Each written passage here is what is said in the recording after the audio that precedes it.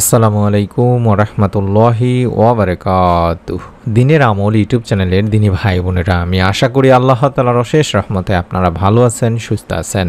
আলহামদুলিল্লাহ, আজ একটি পরীক্ষিত আমলের ভিডিও নিয়ে হাজির হয়েছি। গায়েবী সাহায্য, গায়েবী রিজিক পাওয়ার জন্য আপনারা ফজরের আগে কিংবা পরে অন্তত 100 বার এই ছোট্ট দোয়াটি পড়বেন।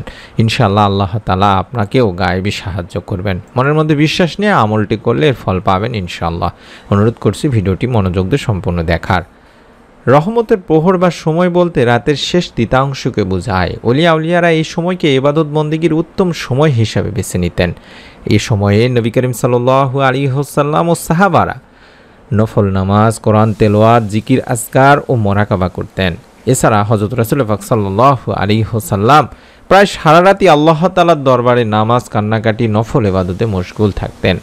আর রহমতের সময় হলো রাত 3টা থেকে ফজরের আগ পর্যন্ত।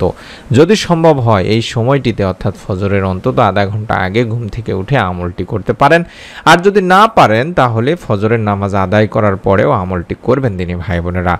রাতের এই তৃতীয়াংশের ইবাদতের কথা কোরআন হাদিসের বিভিন্ন স্থানে নির্দেশিত হয়েছে। বলা হয়েছে এ সময় আল্লাহ তাআলা বান্দার ডাকে অধিক সাড়া দেন। তিনি বান্দাকে অনুপ্রাণিত করতে থাকেন, তাকে ডাকতে বলেন, তার ইবাদত করে তার নৈকট্য লাভের আহ্বান করেন।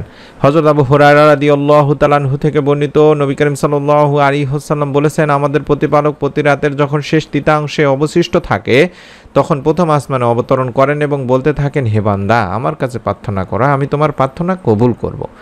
আমার কাছে তোমার কি চাওয়া আছে চাও, আমি তা দান করব। আমার কাছে তোমার জীবনের গুনাহের জন্য ক্ষমা প্রার্থনা করো, আমি তোমার গুনাহ মাফ করে দেব, ক্ষমা করে দেব। সহিহ বুখারী শরীফের সহিহ হাদিস। এভাবে আল্লাহ তাআলা ফজরের আগ পর্যন্ত তার বান্দাদের ডাকতে থাকেন। আর যে বান্দা তার মাবুদ মাওলাকে ডাকার মতো ডাকতে পারেন, আল্লাহর নিকট কাকুতি মিনতি করতে পারেন, রহমতের আমলের বদলতে তার ভাগ্যের দরজা খুলে যায়। আর সেই সময় যদি আমরা বেশি বেশি করে এই মনের নেক আশা পূরণের গায়েবী সাহায্য লাভের দোয়াটি পড়ি, আল্লাহ তাআলা আমাদেরকেও ইনশাল্লাহ মনের নেক আশা পূরণ করে দেবেন। আমরা জানি গায়েবের মালিক হলেন একমাত্র আল্লাহ। আর তাই গায়েব থেকে কিছু পেতে আল্লাহর দোয়ারে ধর্ণা দিতে হবে, তাকে ডাকতে হবে, এক মন এক চিত্তে জয় করে নিতে হবে মহান প্রভুর মন। তাহলে গায়েবী ধন সম্পদ পাওয়া যাবে, রহমতে ভরপুর হবে আপনার ইহকালীন এবং পরকালীন জীবন। তবে কেউ যদি গায়েব থেকে টাকা পয়সা বা রিজিক পেতে চায় বা ধন সম্পদ পেতে চায়, তাহলে তার উচিত হবে বেশি বেশি করে তওবা বা ইস্তেগফার করা, অর্থাৎ অন্তত আস্তাগফিরুল্লাহ প্রতিদিন 100 বার করে পড়া। আল্লাহ তাআলার কাছে তেমনই একটি সাহাবী বা জনৈক ব্যক্তি এসেছিলেন যে তার অভাব অনটন বা সে এতটাই ঋণের মধ্যে, অভাবের মধ্যে পড়েছেন যে তার কোনো পরিত্রাণের উপায়ই নেই।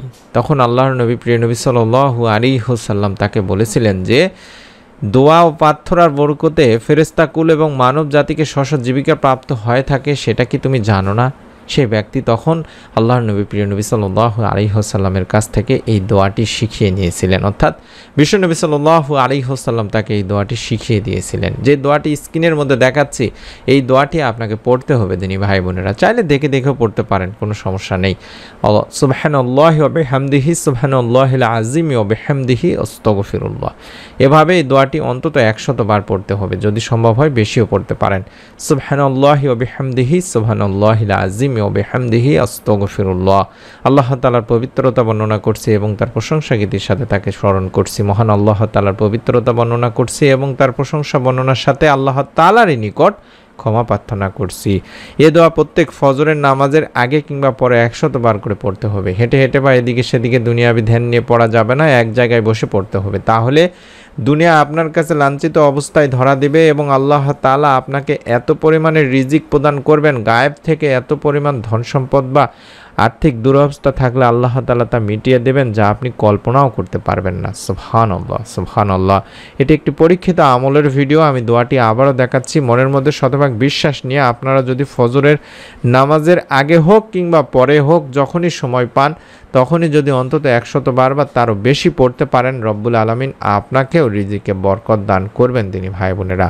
এই দোয়াটি বা এই দোয়া নিয়মিত করার দ্বারা সংসারে কোনো অভাব অনটন থাকতেই পারে না, যার প্রমাণ আমরা নিজেই। এটা একটা মহামূল্যবান বহু পরীক্ষিত দোয়া ও আমল, যার সমূহ কল্যাণ ও বরকত যুগ যুগ ধরে আল্লাহ পাকের অসংখ্য অগণিত বান্দাগণ লাভ করে আসতেছে। তাই আপনাদের কাছেও একটা অনুরোধ থাকবে, ফজরের নামাজটা পড়বেন এবং এই দোয়া অন্তত 100 বারের মধ্যে সীমাবদ্ধ না রেখে বরং উঠতে বসতে চলতে ফিরতে বেশি বেশি করে পড়বেন এবং আল্লাহ তাআলার কাছে বেশি বেশি করে আপনারা দুনিয়া আখিরাতের সব কল্যাণসমূহ লাভের জন্য দোয়া করবেন। ইনশাআল্লাহ আল্লাহ তাআলা আপনাকেও সৌভাগ্যশালী করতে পারেন।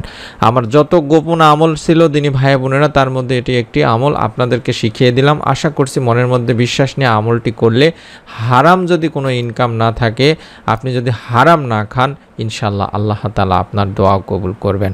মনের মধ্যে শতভাগ বিশ্বাস নিয়ে নিয়ত করে আমলটি